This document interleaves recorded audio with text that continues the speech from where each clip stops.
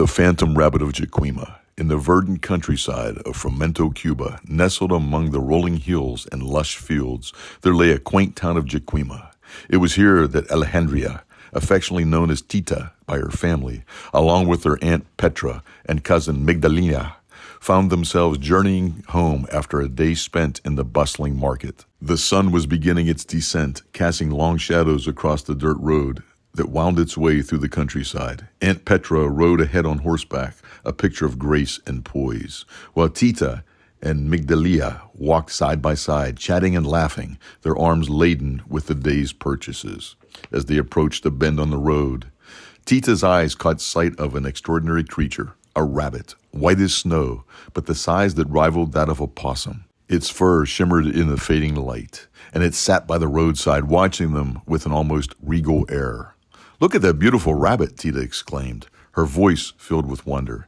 She moved towards it, her heart set on catching the magnificent creature. Magdalia, however, squinted at the spot where Tita pointed, but saw nothing. "You're seeing things, Tita," she said with a laugh, dismissing her cousin's excitement. But Aunt Petra, who had reined in her horse to watch the scene, nodded in agreement with Tita. "I see it too," she said, a note of caution in her voice. "Be careful, Tita. It's no ordinary rabbit." Undeterred, Tita continued her pursuit, but the rabbit seemed to dance just out of reach, leading her further from the road. As she chased it, the rabbit began to shrink, becoming smaller and smaller until, with one final leap, it vanished into the ground in a puff of ethereal light. Tita's delight turned into terror. She let out a scream and sprinted back to her aunt and cousin, her heart pounding in her chest. "It disappeared. It just vanished into the ground," she cried, her eyes wide with fear.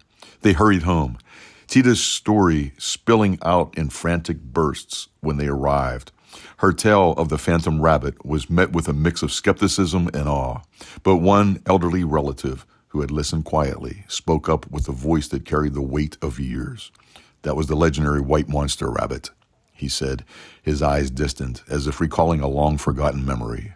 "A few have claimed to have seen it before.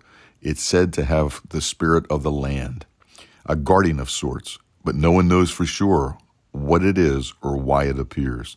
Tita's encounter with the phantom rabbit of Jiquima became a story that was told and retold in her family, each retelling adding to the legend. For Tita, the memory of the day remained vivid, a reminder of the mysteries that lay hidden in the Cuban countryside, where even a simple walk home could turn into an encounter with the inexplicable.